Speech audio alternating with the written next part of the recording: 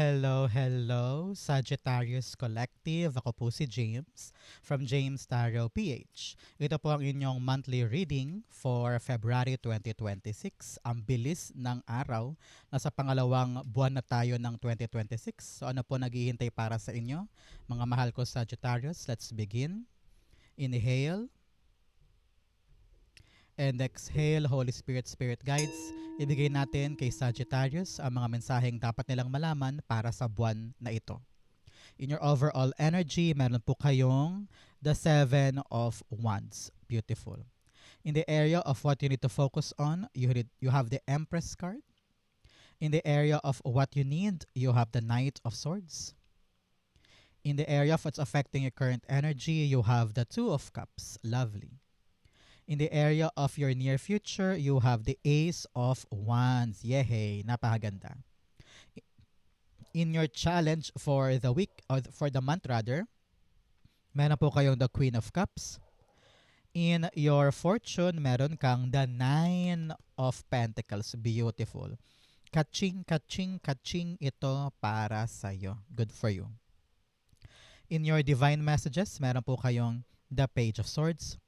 At ang outcome nyo po for the month, ito po yun. Mamaya sabay-sabay natin siyang bubuksan at the end. But first, mga Sagittarius, thank you po muna sa iyong donations. Saka po sa mga hindi nag-i-skip ng ads, salamat po sa bawat hindi nyo pag-i-skip dahil malaking tulong po yan every time na meron tayong libreng reading for Sagittarius dito sa ating channel. Salamat din po sa bawat like and comment, malaking tulong din po yan. So, in your background energy, the Five of Pentacles. Kayo po'y pinapayuhan, Sagittarius, na yung spirit guides today na huwag bigyang buhay yung mga weaknesses mo. Okay? If you want to succeed this time, dapat daw ay matutunan mo, Sagittarius, na gamitin ang strength mo in your advantage. Okay? The more power you have, the better. Mas makakawala ka ng mabilisan sa mga problema mo. Kumbaga, ang pinaka-main payo sa'yo, huwag mong tambayan yung issue. Huwag mong tambayan yung problema. Laging taas noo, gagawin mo lang ito with power, with strength, makakawala ka dyan. Okay? Good for you. So, in the background of your energy, with the clarification of the card of the month, growth. Yes, growth is a journey. Trust each step. So, bawat gagawin mo ay talagang sa pag-unlad at pagyabong ng buhay. Kung gusto mo talagang mag-grow, kailangan natin daanan talaga yung mga proseso. Kahit mahirap, kahit medyo ubos lakas or ubos ng tulog talaga, no? Panahon to para ibigay natin ang ating kakayanan para tayo ay mag-grow, umasenso, umalagwa, lumago. Okay? So, in your core energy, meron po kayong the Seven of Wands. Sabi dito, kayang-kaya mo daw magtagumpay sa kahit anong test ng buhay mo. Okay? Some people will question you. Some people will really ask or kaya susubukin yung galing mo sa isang bagay. Pero importante dito, Sagittarius, ikaw. Kayang-kaya mong sumuong, lumaban, panindigan, i-defend ang sarili mo, no? At saka patunayan sa kanila talagang kaya mo ito. Sabi dito na yung spirit guides, dapat meron ka talagang conviction, paninindigan sa bawat desisyon, desisyon, paninindigan din sa mga pinipili mo. No? It's all about you standing up for yourself and fighting for what you want. Para manalo at mag-grow, makalagpas sa struggle, ipaglaban natin yan. Okay? Ganun lang kasimple yun. Clarify natin to. The Seven of Wands being clarified by the Ten of Swords. Yes, gusto mo nang kumawala sa kumunoy. Gusto mo nang kumawala doon sa pagkabagsak or failure or pain na naramdaman mo ngayon. Sabi mo, enough is enough, ayoko na nito, forever lang ba ako dito, gusto ko nang bumangon, gusto ko nang bumawi, gusto ko nang magkaroon ng magandang buhay. So, may pag-asa ka pa, kumbaga. Kung ikaw ngayon ay dumadanas sa pain na yan, dumadanas ka sa struggle na yan, asahan mo na may magandang pagbangon para sa'yo na dapat mong ipaglaban. Okay? Hindi porket binigay sa'yo, hayahay ka na. No. You need to fight for this para ma-maintain mo siya. At totally makabitaw ka na sa struggle at sa pagkalugmok mo. Okay? Kung ikaw ngayon ay dumadanas ng pain at parang feeling mo hindi na ako makakabangon pa o parang feeling mo forever na ba ako dito, no, no, no. May chance ka to win. May chance ka to be at the top of the world. Kaya patunayan mo ang iyong sarili mo. Patunayan mo ang iyong sarili this time. Okay? Very important yan para sa'yo. So, Sagittarius, since ito po ay February reading, ano yung mga February goals mo na balak mo matupad this time? I-manifest na natin yan sa comment section dali. I-comment mo, I manifest, I claim this February yung goal ko na blank ay matutupad ko na this time. I-manifest mo yan, isulat mo na yan, it will be yours. Okay? In the area of what you need to focus on, meron po kayong the Empress card. Sabi dito, mag-focus ka sa ginagawa mo ngayon. Meron kang binibuild, meron kang binubuo, kaya continue working on it. Huwag kang papadala sa struggle, huwag kang papadala sa hirap. Eyes on the prize, eyes on the target tayo ngayon. Buuin, likahin, tapusin, at huwag mong iisipin na babalik ka na naman sa kasawiang palad na ito. No, this won't be happening again. Kaya ngayon magpakasipag ka, continue building the abundance that you want in your life. Kaya importante ngayon Sagittarius, okay ka. Okay? Pag okay ang isip mo, pag okay ang kaluluwa mo, katawan mo, mapapangalagaan mo in abundance yung mga importante sa'yo. Example, kung ikaw ay may inaalagaan na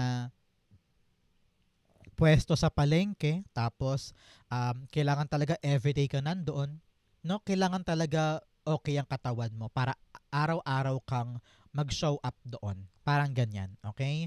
So, whatever you're trying to build na magiging abundant and growth para sa'yo, alagaan, okay? Trabahuhin, wag susukuan. Empress card, clarify natin. So, siya nga pala, Sagittarius, ano po ang birthday ninyo? Saan po kayo nanonood ng ating reading for today? Comment down below. Saan parte po kayo ng Pilipinas o buong mundo nag-enjoy ng ating special reading for today?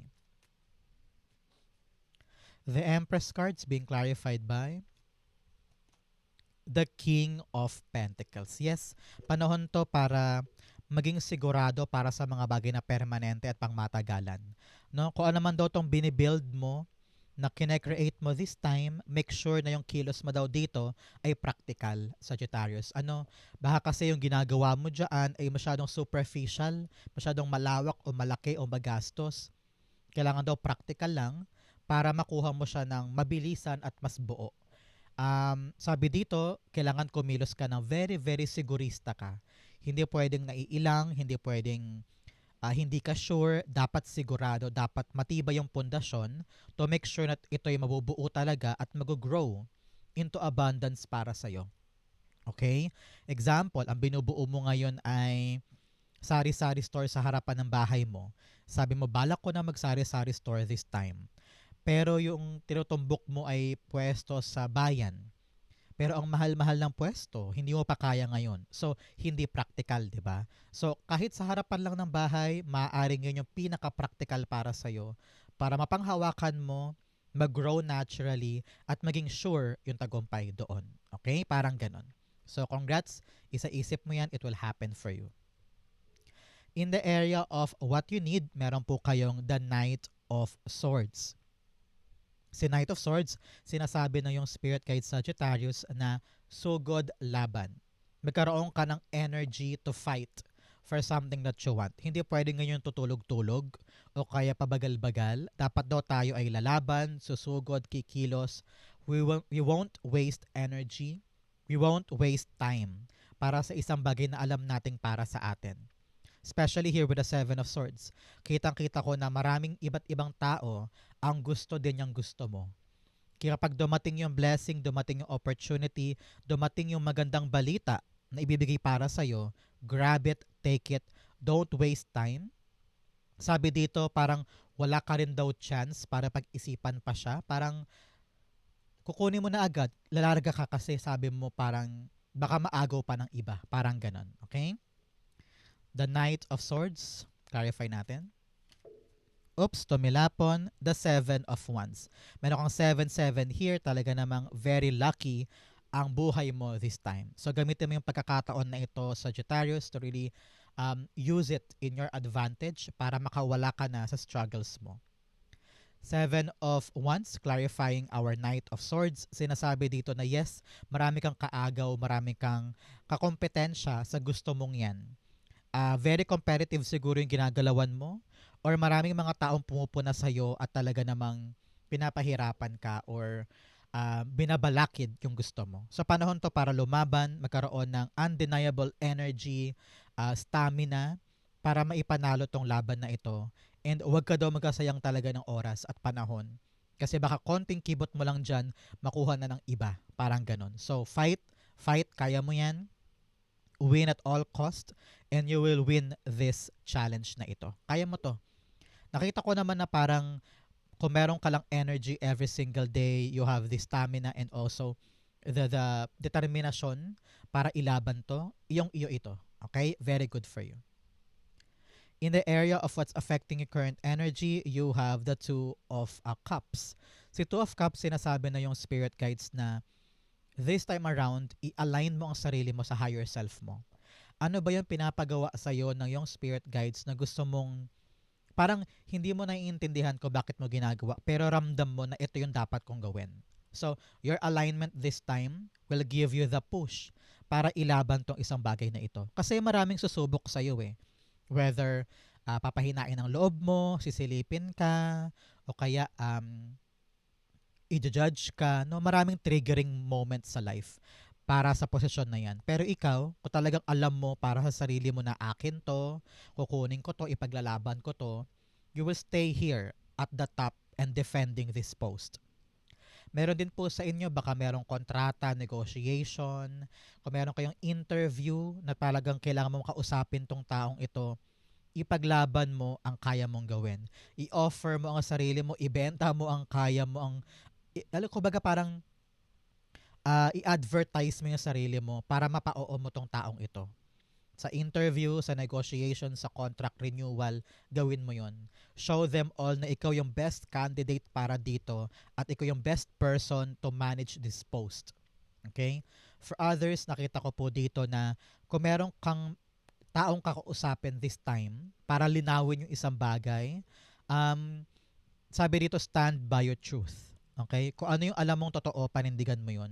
At huwag kang susuko para patunayan na tama ka. Parang ganon. Okay? So, believe in yourself. Kayang-kaya mo to para mapa-oo mo yung taong dapat mong makuhaan ng yes. Yes answer this time. Okay? Kaya mo yan. Defend it, fight for it, at makakawala ka na sa struggles na ito. Sa hirap na yan, makakabangon ka na, makakabawi ka na, and you will get the yes answer mula sa taong ito. Okay?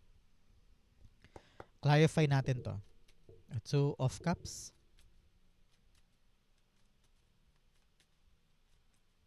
You have the World card. Yes, get out of your shell, Sagittarius. Kung mawala ka sa limitadong mong mundo at ipakita mo kung sino ka talaga para maging successful ka sa ugnayan na ito. Sabi na yung spirit guides, for other Sagittarius dyan ha, meron kang connection dito na dapat na daw i-close.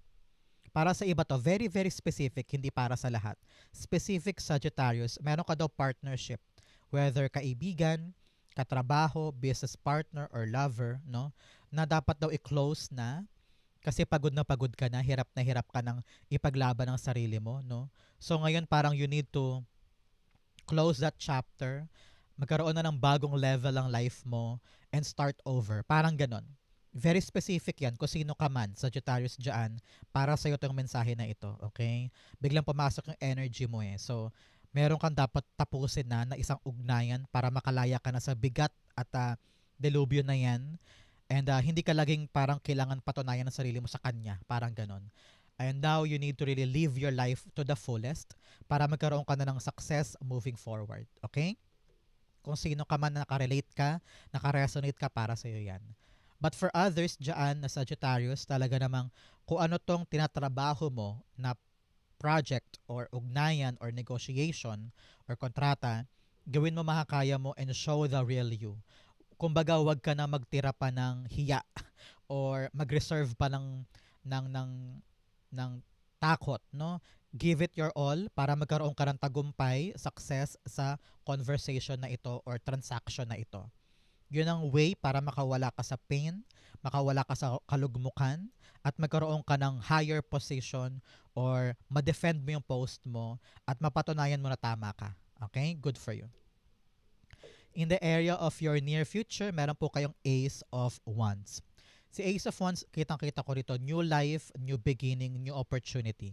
Yes, dahil tinrabaho mo tong ugnayan na ito, kung ito man ay, contract renewal or ito ay interview, negotiation, agreement, you show your true self, talaga namang binigay mo ang lahat para maging successful ito. Heto ka. You are now getting that position. After defending yourself and proving yourself, bagong-bagong buhay. You're getting that job, you're getting that opportunity, and kumbaga bagong-bagong ikaw na ito. Hindi mo na kilala yung dating ikaw kasi you are now living a new life. Nag-transform ka totally. So sabi dito ng yung spirit guide Sagittarius na be confident with yourself. Tingnan mo ang katabi mo. Nine of Pentacles. Kaching-kaching, abundance for yourself. So, wag mong katakutan tong bagong pagkakataon kasi ito yung chance mo talaga na magkaroon ng long-term and lifelong money at hindi ka na mag-struggle ulit tulad nito. Okay? So, anong dapat gawin ngayon ni Sagittarius? Maging excited ka, maging energetic ka, at tignan mo na, ay, may paparating na bagong blessing for me.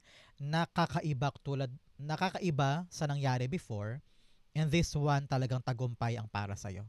Okay? Clarify natin yan. Ace of Wands.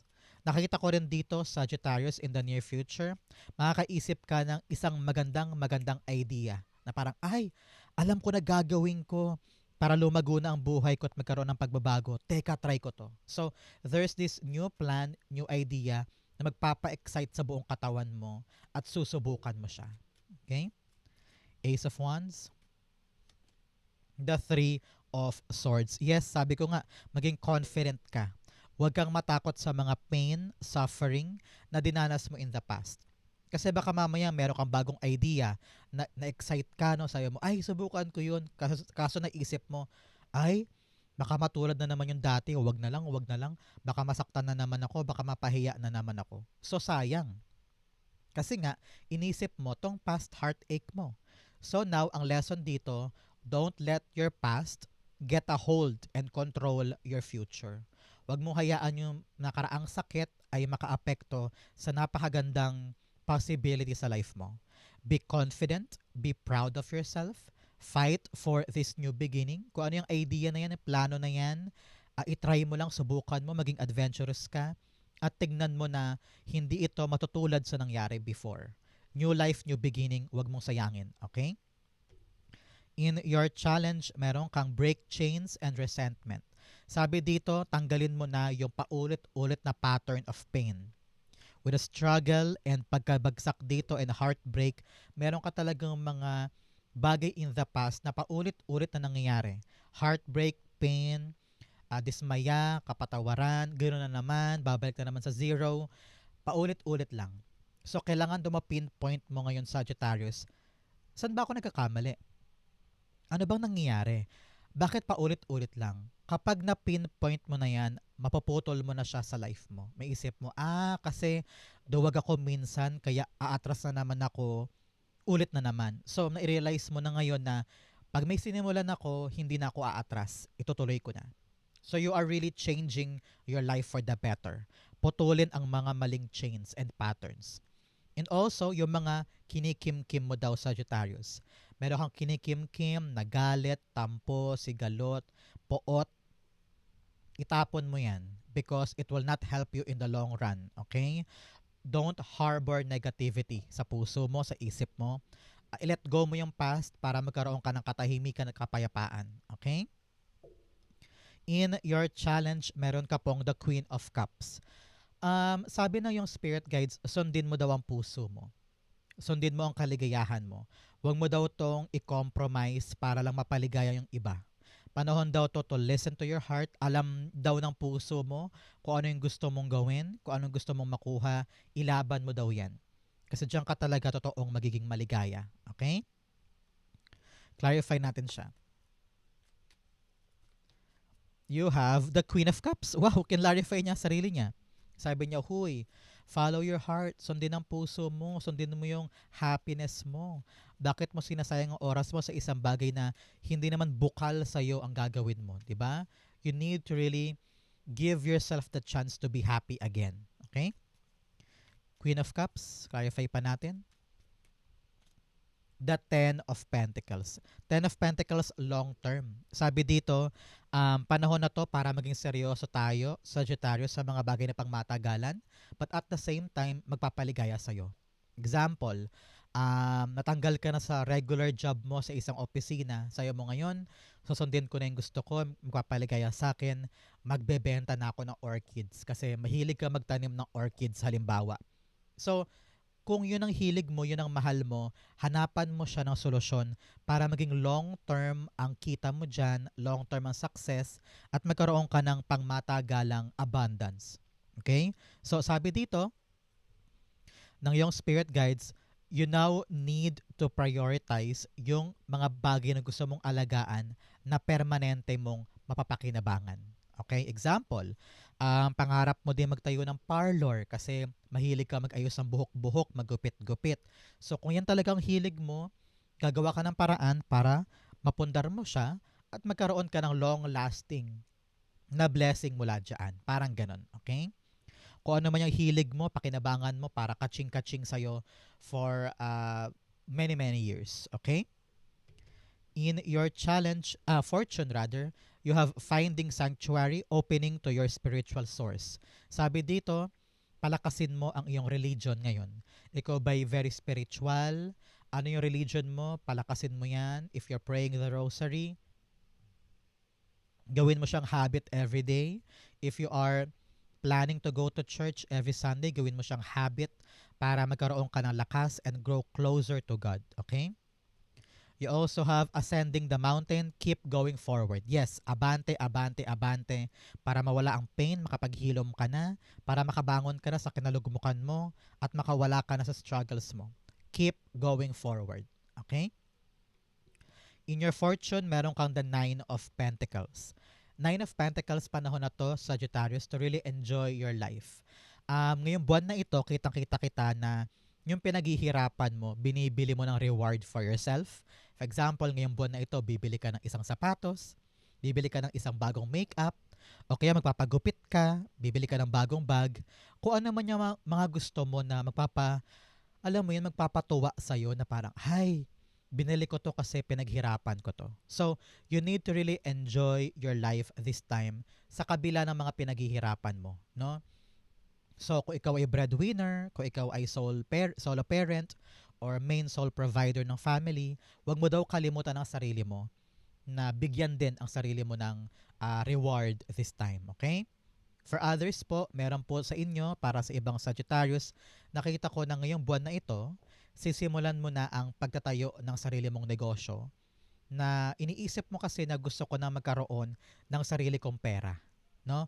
So, this is really a month para magkaroon ka ng financial independence, financial freedom, and financial stability para hindi ka na dedepende pa sa ibang tao. Panahon na to para magkaroon ka ng sayo, para ma-enjoy mo din yung mga bagay na gusto mo, para hindi ka na maghihintay ng approval ng iba, bibilin mo na lang yung gusto mo kasi meron ka naman. Parang ganon, okay? So congrats, congrats. Talaga namang kaching, kaching, kaching. Napasayaw pa ako sa'yo kasi pera talaga to. Pera, pera, pera. Congrats, congrats. Nine of Pentacles. Clarified by the Star card. Yes, yes, yes.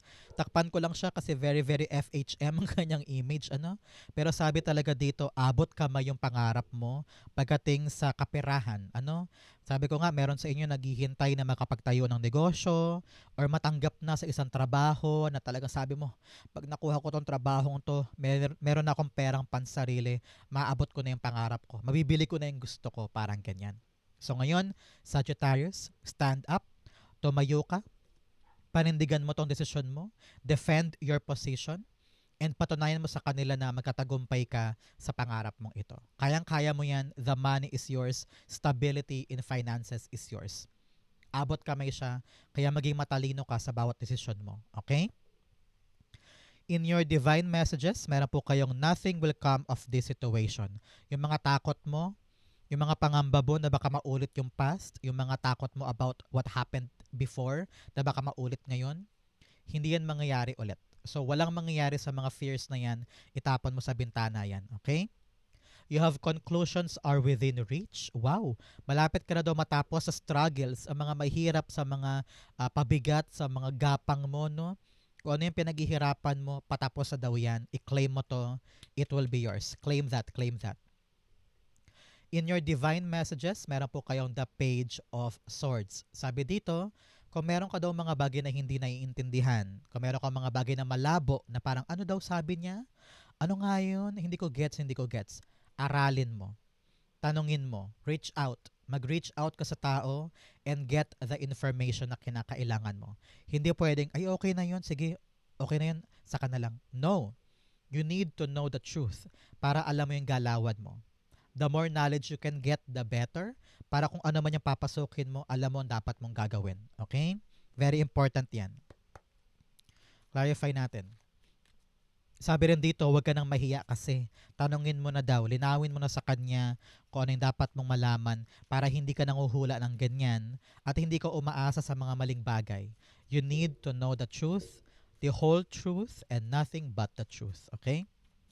Page of Swords. The Temperance card. Yes, para matapos na yung inaasikaso mo, para magawa mo yung tama, no?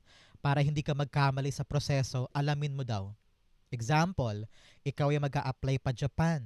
Tapos hindi mo inalam yung dokumento, nag-gather ka agad ng iba't ibang legal documents. Pagdating mo doon, sabi sa'yo, ay, kulang pa yan ng 5. Ito yung mga bagong requirements namin. So ikaw, babalik ka na naman. Humaba tuloy yung proseso. Kaya kung aalamin mo muna bago ka gumalaw, malalaman mo yung tamang prosesong gagawin, matatapos mo siya agad. So if you could just study first, before kilos, mas bibilis, mas huhusay. Makaisip ka ng paraan para bumilis yung proseso dyan. Parang ganon, okay? In your outcome, but first, bigyan muna kita ng fortune cards. You have February. Wow! Ngayong buwan daw na ito, Sagittarius, meron kang milestone or good news na aasahan. Congrats, congrats, congrats. Buwan mo to. Okay? Buwan mo to. You also have Rainbow, the most difficult part of a situation is over. Yes, yung struggle mo, yung pinakamahirap daw na parte, tapos na. Talaga namang you are makakahinga na ng maluwag. Okay? Another message, you have fun, romance, celebration, and party. Meron daw isa-celebrate this time. Congrats, congrats, panahon to para i-reward naman ang sarili. You also have October. Baka po meron din kayong milestone sa buwan na October. Meron po ba kayong special occasion sa October? Halimbawa, birthday ng kapatid, anniversary. Kung meron po, this reading is for you. Pero kung wala naman, ibig sabihin po, meron kayong magandang aasahan sa October. Okay? Ang outcome is Sagittarius for February 2026. The Death card. Yes, ending talaga ng struggle, ending na ng roughness, difficult situation. You are now standing up for yourself, getting that result. At talaga naman magka-transform ka na para sa bagong-bagong buhay mo. New life, new beginning, new opportunity. At patapos na kung ano man yung pinaghihirapan mo ngayon. Congrats po. Clarify natin yan. Death cards being clarified by the Seven of Swords. Yes, makakaisip ka ngayon ng bagong paraan. Kung meron kang inaasikaso tapos tenga, walang nangyayari, boom. You will discover a new way, a new strategy, a new plan para matapos na yung problemang yan at masagot mo na yung solusyon dyan. Very, very simple, napakaganda, napakagaan. Ending of a struggle and starting a new strategy para sure ball, walang aberya, walang delay. Okay? Sagittarius, ito po ang inyong February 2026. Saan po kayo nakaresonate? Comment lang po kayo sa baba. Babasahin ko po yan. Thank you po Holy Spirit, Spirit Guides for the clarity and messages na dapat malaman ng mga Sagittarius para sa buwan na ito. Thank you po for watching hanggang dulo mga mahal ko Sagittarius. I love you. This has been James for James Tarot PH. God bless everybody.